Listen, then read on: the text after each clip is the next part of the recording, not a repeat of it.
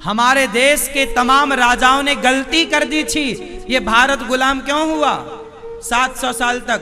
क्योंकि हमारे देश के राजा धर्म की बात करते रहे। अरे सामने आओ, युद्ध करेंगे, धर्म। वो अंग्रेज, वो मुगल तुम्हारी पीठ पीछे खंजर घोंपते रहे और तुम उनके सामने धर्म की दुहाई देते रहे। अंग्रेजों ने, मुगलों ने कैसे युद्ध लड़े हैं पता है? राजा लोग सो रहे थे, रात्रि को विश्राम था, और वो आए, सोती हुई सेना पे आक्रमण कर दिया, राजा को बंदी बना लिया। ऐसे ही हुआ। अब बताओ, मैं सो रहा हूं और आप मार दें, ये धर्म थोड़ी है। अरे योद्धा का तो धर्म है कि युद्ध भूमि में तुम्हारे हाथ में भी तलवार हो, मेरे हाथ में भी, और फिर मरना वीर गति कहलाती है। लड़ते लड़ते मरे, ये थोड़ी कि सोते सोते तुमने मार दिया। ये तो अधर्म था। ऐसा अधर्म किया उन अंग्रेजों ने, मुगलों ने, और राजाओं को मारा। और हमारे देश के राजा उनके षड्यंत्र को समझ ना पाए। वो कहते रहे, अरे हम तो भारत के हैं, हम तो प्राण जाए पर वचन न जाए, प्राण जाए पर धर्म न जाए। अरे प्राण जाए पर धर्म न जाए, ये बातें उनके लिए हैं जहां सामने वाला भी इन बातों को फॉलो करे। अब जो घुस के तुम्हारे घर में गलत तरीके से तुम्हें सोते हुए मारे, ऐसे के साथ तो तुम भी उन्हीं की भाषा में बात करो। ये वही धर्म है। क्या कहते हैं आप लोग? सही है? धर्म को बहुत तरीके से जानने की जरूरत है। आज बहुत सारे लोग कहते हैं मैं धर्म को नहीं मानता। क्यों नहीं मानते भैया धर्म को? धर्म का मतलब पूजा पाठ ही नहीं है, धर्म का मतलब मंदिर जाना ही नहीं है। अरे धर्म ईश्वर की एक व्यवस्था है। धर्म ईश्वर की क्या है? बोलो। व्यवस्था। देखो, तुम्हारी बहन है ना, तुम्हारी बहन के साथ तुम रहते हो अकेले, उसके साथ खाते हो, उठते हो, बात करते हो, दिन भर उसी के पास रहते हो, लेकिन क्या तुम्हारा उस बहन के प्रति कोई गलत भाव आता है कभी? क्यों नहीं आता? क्योंकि आपके भीतर धर्म नाम की एक चीज है, जो धर्म ही कहता है कि ये तेरी बहन है, इसे किस नजरिए से देखना है। आंखों का काम है देखना, पर आंखों को देखने का नजरिया कौन देता है? वो आंखों को देखने का नजरिया देने वाले का नाम ही धर्म है। देखो ना, आप अपनी आंखों से 4 लोगों को देखते हैं, बताना। पहले आप अपनी आंखों से मां को देखते हो, इन्हीं आंखों से आप अपनी बहन को देखते हो, इन्हीं आंखों से आप अपने भाई को देखते हो, अपने पत्नी को देखते हो, अपनी बहन को देखते हो, अपने पड़ोसियों को देखते हो। आपकी 2 आंखें हैं, पर इन 2 आंखों से आप अपनी मां को और अपनी पत्नी को, क्या दोनों को एक नजरिए से देखते हो? क्या आप अपने पिता को और अपने पति को एक नजरिए से देखते हो? आंखें तो वही है ना? बोलो हाँ। लेकिन आंखें तो वही हैं, पर आंखों से देखना क्या है? ये जो देखने का भाव है, उस भाव का नाम ही धर्म है। ये देखिए सूक्ष्मता धर्म की।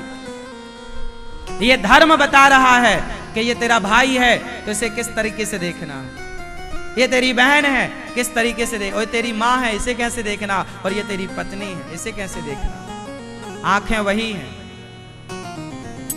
स्त्री ही खड़ी है 3 रूपों में, मां के रूप में, बहन के रूप में, पत्नी के रूप में, लेकिन देखना अलग अलग है, अलग अलग भाव से। ये अच्छा बताओ, सबको एक भाव से देखा जा सकता है क्या? जिस नजरिए से पत्नी को देखा, क्या उसी नजरिए से बहन और मां को देखा जाएगा क्या? आप तो कहते हैं सबको समान होना चाहिए, सब समानता हो। कैसे हो सकती है? पत्नी और मां और बहन कैसे समान हो सकती है? इनमें भेद रहना अच्छा है। पत्नी में और मां में भेद है या नहीं? बोलो। जब तक ये भेद रहेगा तब तक ये संसार रहेगा। यदि मां का और पत्नी का भेद मिटा, ये संसार खत्म। और आप लोग आज पढ़ लिख के क्या कह रहे हो? भेद मिटाओ महाराज, भेद मिटाओ। पागल हो क्या? सब एक कैसे हो जाएगा? लाल हरा पीला नीला एक कैसे हो जाएगा? लाल लाल रहेगा, पीला पीला रहेगा, नीला नीला रहेगा। जब तक ब्राह्मण ब्राह्मण है, क्षत्रिय क्षत्रिय है, वैश्य वैश्य है, शूद्र शूद्र है। अब आप चाह रहे हैं कि चारों को मिला के एक कर दिया जाए। कर दो, कर दो। यदि एक करना ही था तो ये चार परंपरा बनाई क्यों? इसके पीछे का रहस्य तो जानो, किसके पीछे की व्यवस्था क्या है। उंगली उठा देना किसी विषय पर, ज्यादा होशियार। देखो, बात करना बुरा नहीं है, तथ्य रखना बुरा नहीं है, लेकिन उसकी तथ्य की जड़ में तो जाओ, उसके कारण को तो समझो कि इस बात के पीछे सेंस क्या था, क्या कहना चाह रही हैं ये बातें। चातुर्वर्ण्य मया सृष्टम गुण कर्म विभाग सा। व्यवस्था है साहब। ब्राह्मण किसी का नाम नहीं है, ब्राह्मण की व्यवस्था है। क्षत्रिय किसी का नाम नहीं है, एक व्यवस्था है। वैश्य किसी का नाम नहीं है, ये व्यवस्था है। और शूद्र किसी का नाम नहीं है, ये व्यवस्था है। और ये व्यवस्था तब तक रहेगी जब तक ब्राह्मण ब्राह्मण रहेगा, क्षत्रिय क्षत्रिय रहेगा, वैश्य वैश्य। और चारों यदि कहें कि नहीं जी हम नहीं मानते, तो फिर भैया सब खिचड़ी हो जाएगी। समझ में आई बात? इसलिए सब एक नहीं हो सकता। ईश्वर ने सबके खून भी तो अलग बनाए हैं। क्यों? सबका खून एक सा है क्या? उत्तर दो। किसी का नेगेटिव है, किसी का पॉजिटिव है, हाँ या ना? क्यों? बात सही है। ईश्वर ने सब एक सा क्यों नहीं बनाया?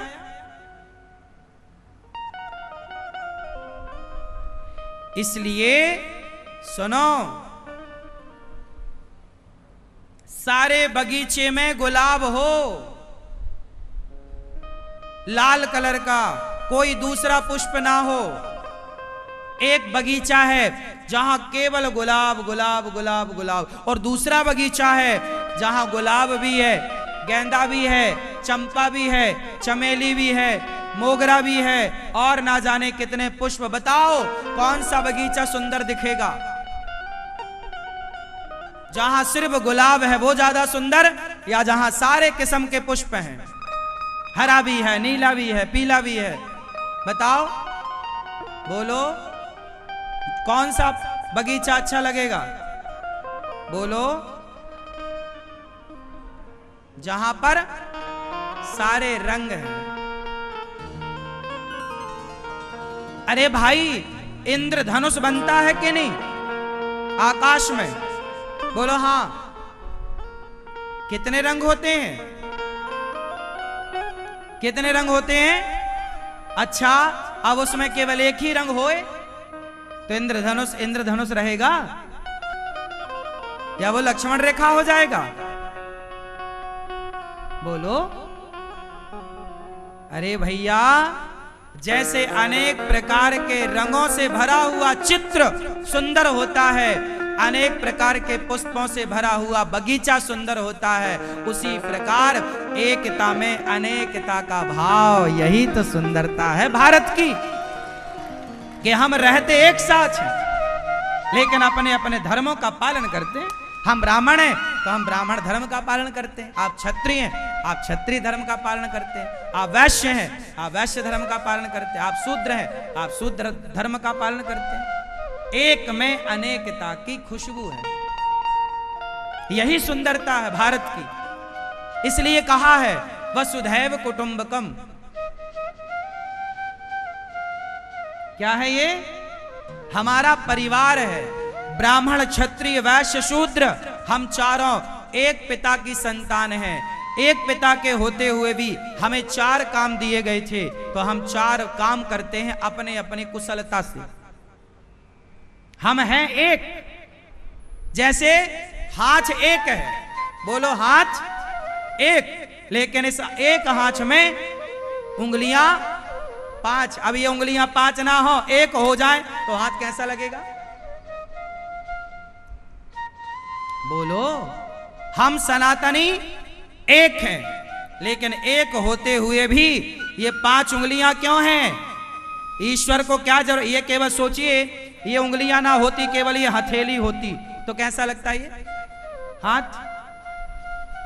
उसी तरह हम सनातनी एक हैं, लेकिन एक होते हुए भी हम व्यवस्था के लिए 4 हैं। और 4 हैं तो क्या होगा? एक व्यक्ति से लड़ना सरल है, 4 व्यक्ति से लड़ना कठिन है। हम 4 हैं ना, चारों मिलके मारेंगे तो क्या मजाल अंग्रेजों की, मुगलों की, कि भारत की तरफ आंख उठाकर देखें। इन लोगों ने तो हम लोगों को आपस में लड़ा दिया ना, हम गुलाम हो गए। जो लड़ेगा उसकी शक्ति कमजोर, इसलिए लड़ना नहीं,